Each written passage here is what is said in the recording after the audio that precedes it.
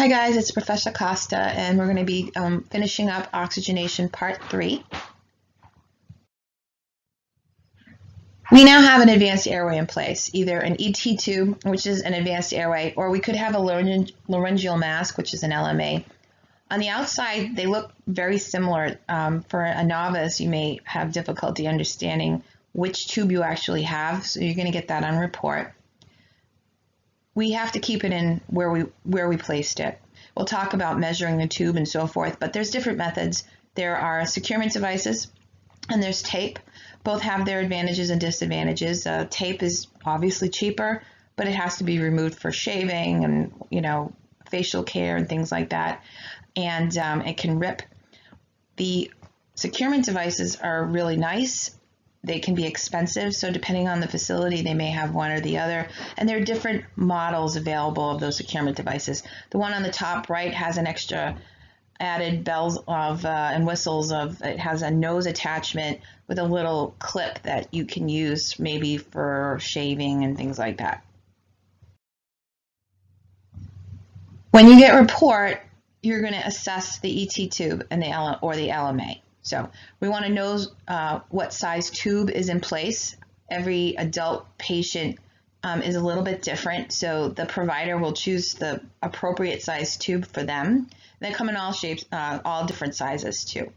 And most adults are somewhere around a 7, though smaller female patients or larger male patients may have anywhere from a 6 to an 8.5.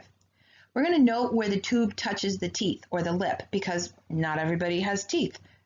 Most adults are between 20 and 22 centimeters. So if you look at the picture at the bottom, you'll see the internal diameter is marked in millimeters. So this tube is an 8.5. And then you'll see the depth markers in centimeters to indicate the position at the teeth, 20, 22, 24. Once they've inserted the tube, verified placement by auscultating lung sounds, doing a chest x-ray, monitoring the patient's status, yada, yada, yada. We want to mark or put on report where that tube sits. So they've taken an x-ray, they've noted that the tube is in exactly the spot where they want it in the trachea, and now we're going to keep that place by keeping report. So the first thing the nurse is going to do is verify the size of the tube that she got on report or he got on report, and that marker is exactly where they said it was going to be. If it's not, if the patient's pulled on the tube or enrolled or the tape has come undone, that needs to be verified again. You're going to assess your patient, see how they're oxygenating, and notify the physician. Most likely you're going to need a chest x-ray.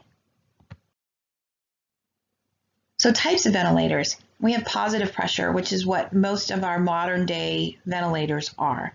So air is blown into the patient. It's not a comfortable sensation. We naturally breathe through negative pressure.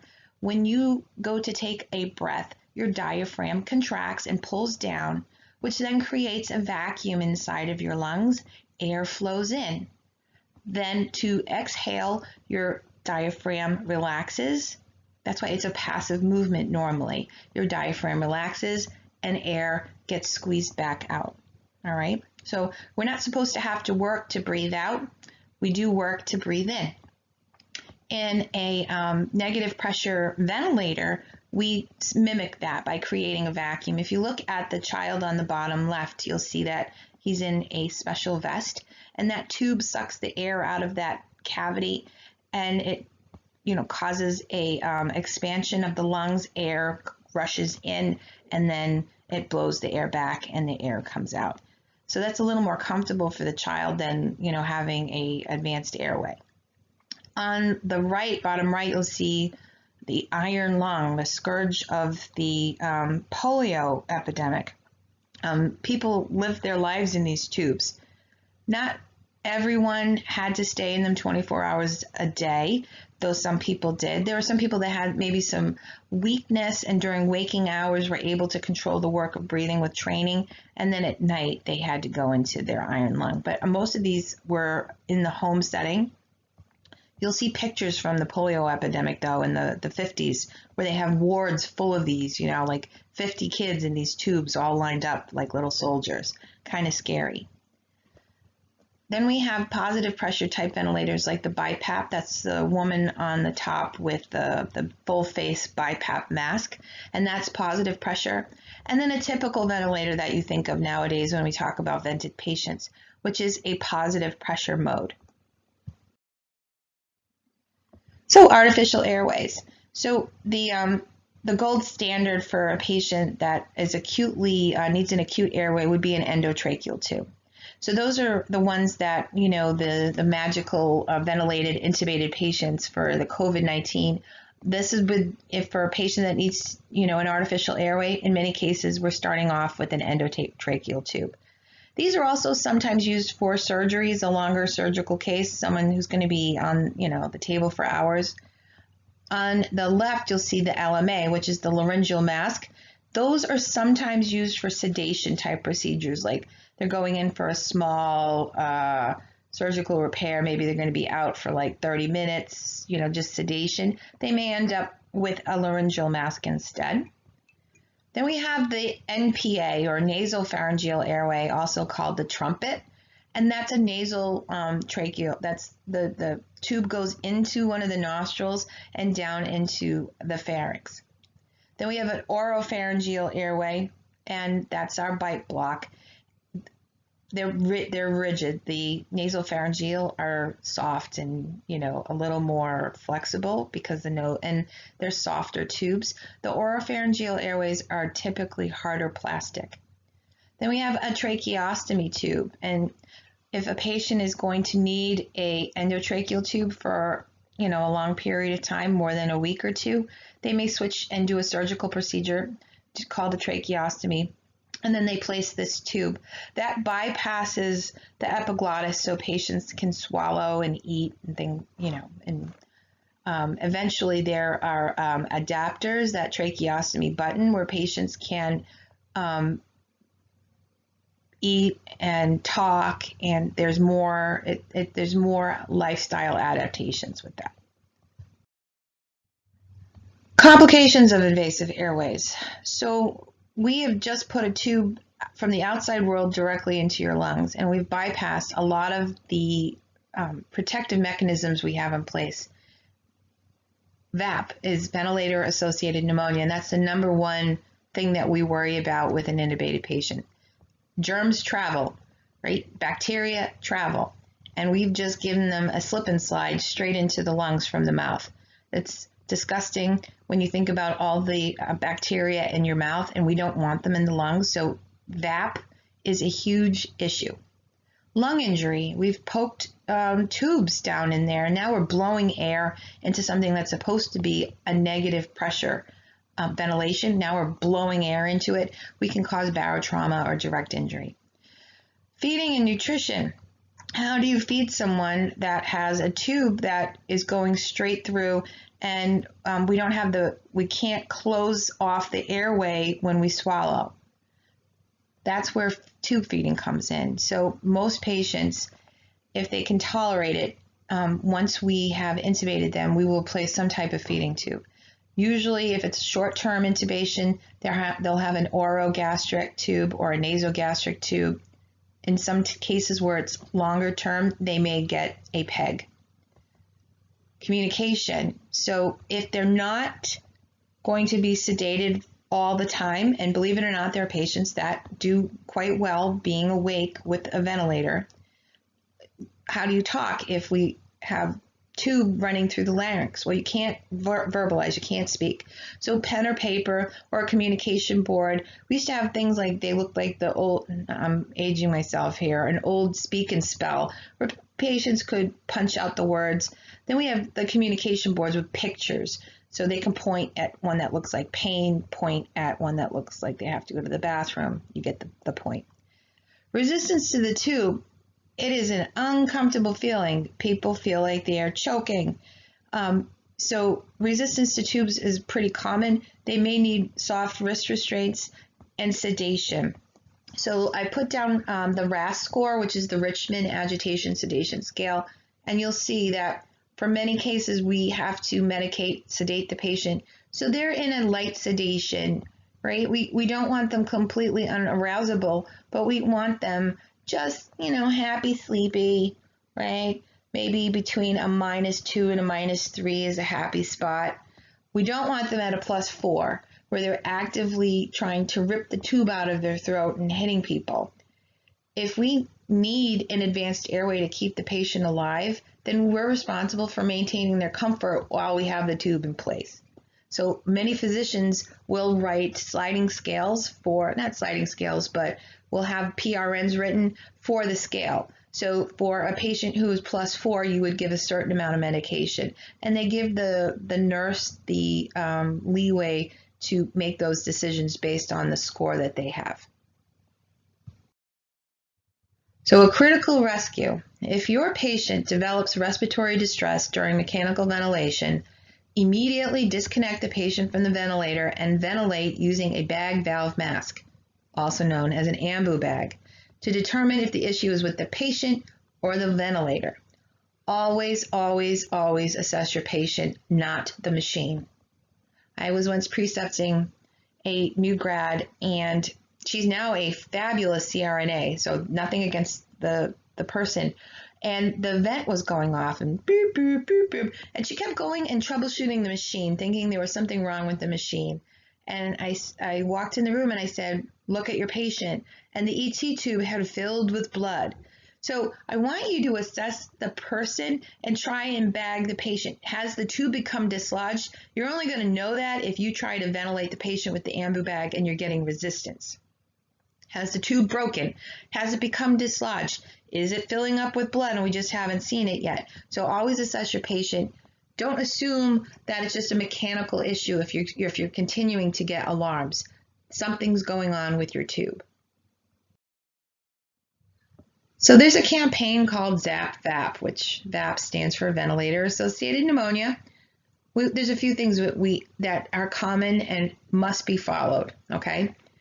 Head of the bed has to be elevated at least 30 degrees. Remember, we have a tube that is blocking the ability of the epiglottis to do its job and protect the airway when we have secretions like saliva, the normal swallowing things that we normally are able to do, and that protective cough mechanism is dampened here.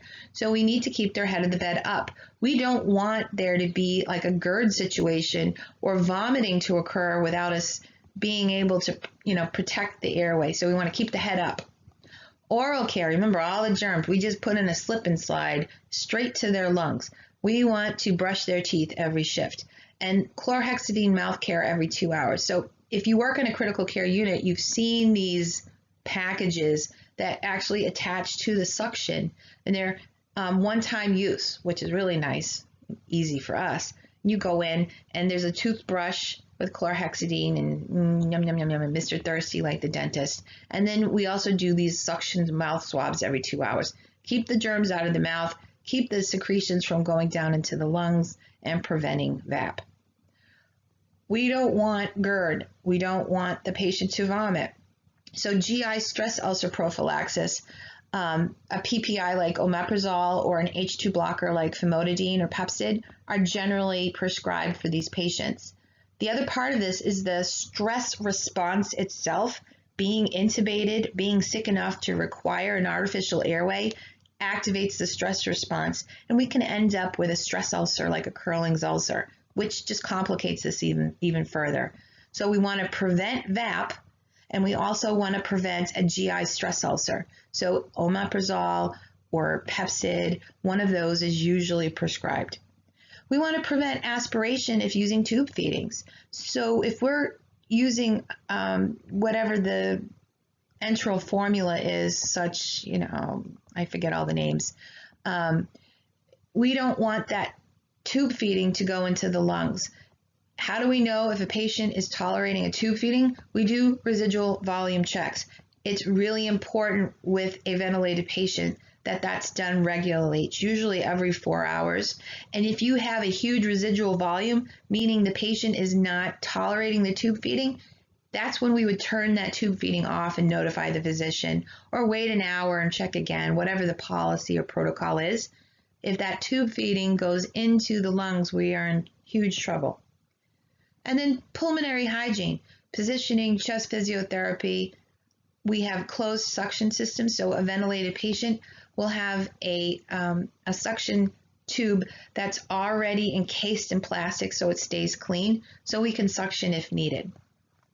Positioning, you'll hear this a lot with the COVID patients where they're doing lung recruitment. So if they prone the patient, meaning turn them over, then we can often recruit better areas of, less areas of dead space, less areas of shunting.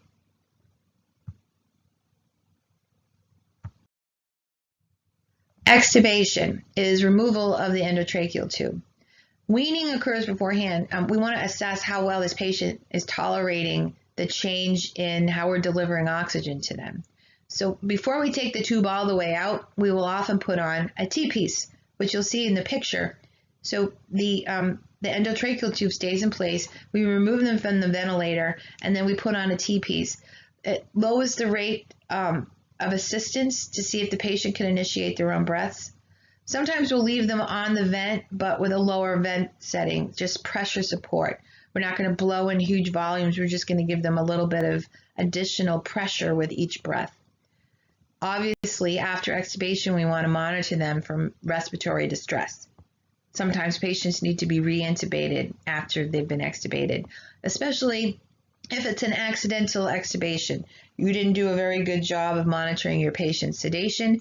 They woke up, they reached up and ripped out their tube. So some ventilator lingo. So the first one is your tidal volume. So you'll see I have V with a small t. Sometimes you'll see it abbreviated TV or VT with no. V stands for tidal volume, all right? Rate is how fast we've set the respiratory rate. FiO2 is how much oxygen. PIP is peak inspiratory pressure. Flow rate is how fast we deliver each breath. PEEP is positive end expiratory pressure. And CPAP is that continuous positive airway pressure. That's a lot of lingo, I know.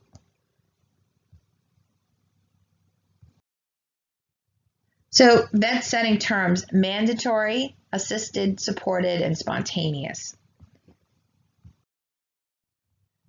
We also have continuous mandatory ventilation, assist control ventilation, and intermittent mandatory ventilation. You're like, oh my God, Professor Costa, how many things do you want me to memorize?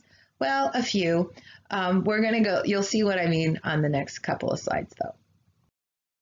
All right, so volume versus pressure.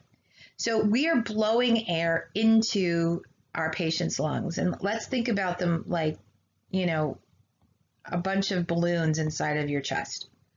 So we can either decide to send in a set volume, like 400 milliliters with each breath. A preset volume, measured in milliliters, is delivered to the patient. So usually patients receive about 400 milliliters for a regular-sized adult for each breath. It's the most widely used, but there's more risk for barotrauma because, remember, we're setting in a set volume. Maybe there's a pressure issue going on in the chest, so sometimes we switch over to pressure controlled. Air is blown into the patient until a certain pressure is reached. This one has less risk for barotrauma. So if you have a patient with normal lung compliance, 22-year-old guy that got in a car accident, maybe has a head injury and needs to be mechanically ventilated while he recovers from his head injury, but he has no lung disease, no, contusions to the chest, he has normal elasticity, he'd most likely be controlled with a volume control. There's nothing wrong with his actual lungs. They're as elastic and supple as they always were. Whereas if you have someone with severe COPD who has lost, the elasticity to those balloons, that the balloons are getting tired and they don't squeeze out air as well, maybe they don't have as much compliance either. We may, depending on the patient, we may decide to do pressure control if we're worried about barotrauma. In most cases, I'm going to tell you, in most cases, patients are managed with volume control. In patients with severe lung compromise, like an ARDS patient, which you'll see in later slides, or someone with COVID-19, for instance, we may choose pressure control because we want to avoid trauma to the lungs that are already damaged. All right. Both of these, however, have a backup with the other one. So for instance, with pressure control, we will blow in air into the lungs until a certain pressure is reached, or the backup, a certain volume. So preset pressure limits would be set for patients receiving a specific volume, and a preset volume would be set for patients receiving a specific pressure. So a backup for both, just in case one goes awry, there's always a backup volume or pressure, no matter which one you choose. So ventilators modes, volume controlled. So the most common one that you'll see on, like a respiratory unit is assist control. It offers the most breathing assistance. So for an assist control breath, the patients receive a set tidal volume for every breath at a preset flow rate. Let me repeat that. Every breath. So there'll be a minimum number of breaths set per minute. Let's say 10. So for my patient who's sedated, COPD grandma, she's set on an assist control, volume controlled ventilation. The machine will be set at 10 breaths per minute. For all of those 10 breaths, grandma will receive the exact volume that the machine wants to deliver to her. However, if she decides to trigger her own breath, maybe she's awake and decides to breathe in her own breath, for all of those triggered breaths, you'll see the little red arrow, the machine just realizes, it's a smart machine, that grandma's trying to take her own breath. For every breath she attempts, the machine will deliver the full volume. So we don't allow her to take a little itty bitty baby breath all by herself. No, if she initiates a breath, the machine will deliver the full volume for every single breath. I hope that makes sense to you. So this isn't a great mode for patients who are breathing rapidly because it can induce respiratory alkalosis. We can blow off way too much CO2. However, on that same point, for a patient who has a CO2 retention issue, like our COPD patient who comes in with a CO2 level of 70, this is a great mode to help them blow that off faster. So that's why you'll see it's often used on a respiratory type unit. Volume controlled. So a synchronized intermittent mandatory ventilation, or SIMV. So whereas assist control, they get the same volume for all those extra breaths that the patient initiates. In this mode, there's a set number of breaths, just like assist control, with a set volume. But around those breaths, if the patient wants to trigger their own breath, they're allowed to take a little itty bitty baby breath, right? The machine doesn't force them on those other breaths. This is often used as a weaning protocol to see how well the patient does with volumes, or we use this in the PACU a lot with patients that are waking up for anesthesia that still need to be ventilated. So the machine synchronizes, that's where the S, synchronizes with the patient's spontaneous breathing, then delivers a set volume. So it tries to space it out, and if the patient tries to take their own breath at the same time that it was scheduled, it'll synchronize them and it'll allow that delivered breath to take place around the same time that the patient was going to take their own breath anyway. Remember, assist control, they don't get to take a little itty bitty baby breath. If they start to take a little breath, the machine then delivers the whole thing no matter what.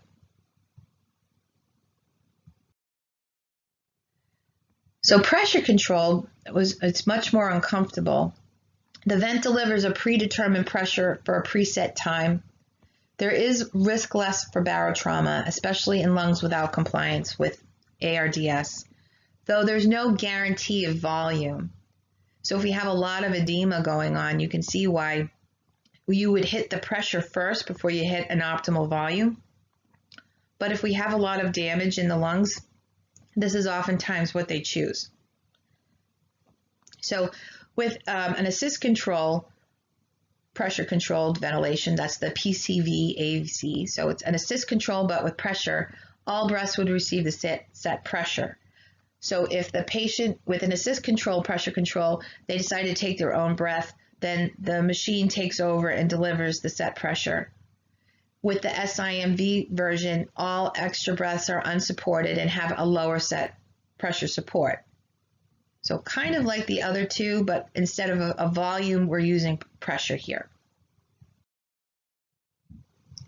So pressure support is, think about it like CPAP or BiPAP, but with an endotracheal tube. So a small amount of pressure, either 5 to 10 centimeters of water, are maintained for all spontaneous breaths. So it's a small push to help the patient do the work of breathing. All right. This is often used for weaning, but also can be added to volume control modes, a small push to help overcome the resistance in the ventilator tubing. CPAP and BiPAP, they're non-invasive, but they do require a sealed mask. So CPAP, it's the same level, so either 5 or 10 or 15. A low pressure, it's basically PEEP to keep the alveoli open or the airway open.